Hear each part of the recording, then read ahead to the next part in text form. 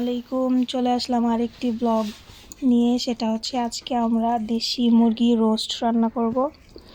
আমাদের একটা মোরগ ছিল, সেটাকে আমরা কিছুক্ষণ আগে এরকম কাটিং করে নিয়েছি।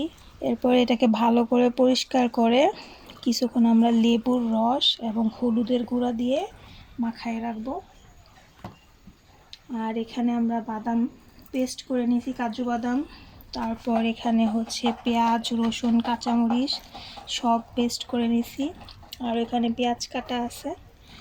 আস্তে আস্তে আমরা পরবর্তী ধাপ যেগুলো আছে সেগুলোতে চলে যাব। এখানে আপনারা লেবুর রসটা দিবেন। লেবুর রসটা দিলে রোস্টের মধ্যে এক্সট্রা যে একটা গন্ধ থাকে মাংসের মধ্যে, সেটা থাকে না। এখন আমরা দিয়ে দিব হচ্ছে হলুদের গুঁড়া। এখানে আমার সামান্য পরিমাণের হলুদ দিয়ে এটাকে একটু ম্যারিনেট করে রাখবো। তারপর আমরা চলে যাব আর কি পরবর্তীতে যে ধাপ, এটাকে সুন্দর। তারপর একটু দিয়ে দিব হচ্ছে মরিচের গুঁড়া।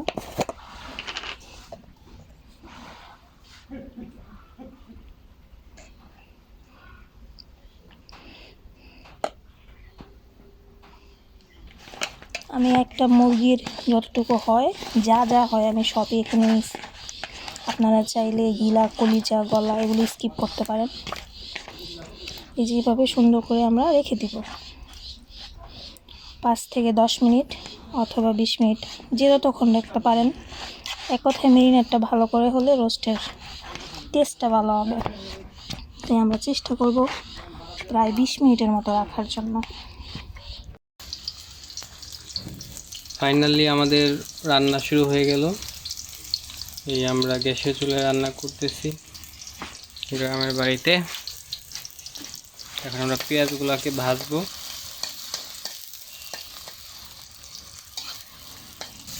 আর এটাকে বেরেস্তা করতে হবে। তো আমরা বেরেস্তা করার পরে ধাপগুলো আবার আপনাদেরকে দেখাচ্ছি। এখানে আমাদের পেঁয়াজ ভাজি হয়ে গেছে, এই যে। এখন আমরা এই পাশে চিকেনটা একটু ভেজে নিব। ভাজলেও হয়, না ভাজলেও হয়।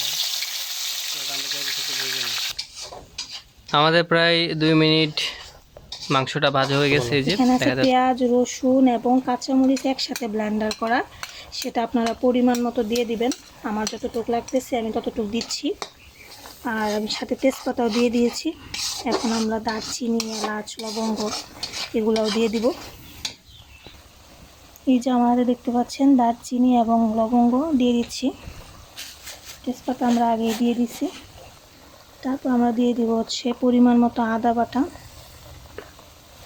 দিয়ে দিব হচ্ছে কাজু বাদামের যে পেস্ট, তার মধ্যে একটু পানি ছিল, ওইটা আগে দিলাম। এরপর দিয়ে দিব হচ্ছে টক দই।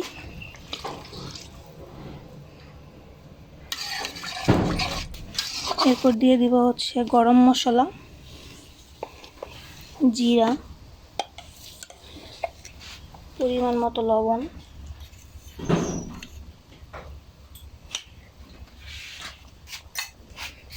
তারপর এটাকে ভালো করে মিক্সড করব।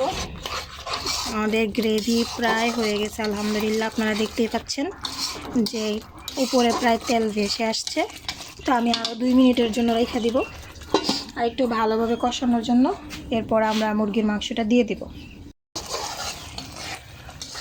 আলহামদুলিল্লাহ, দেখেন কত সুন্দর একটা কালার আসছে। এখন আমরা মুরগিটা দিয়ে দিব।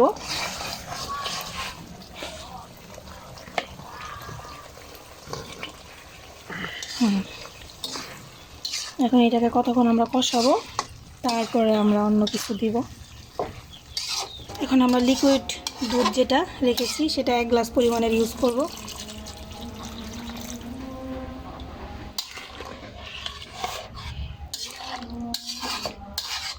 এখন এটাকে হওয়া পর্যন্ত আমরা অপেক্ষা করব।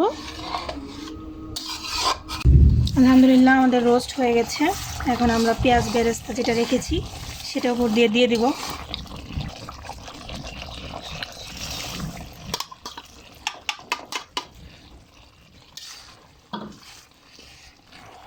আলহামদুলিল্লাহ, আমাদের রোস্ট রান্না হয়ে গেছে, দেখতেই পাচ্ছেন কীরকম দেখা যাচ্ছে।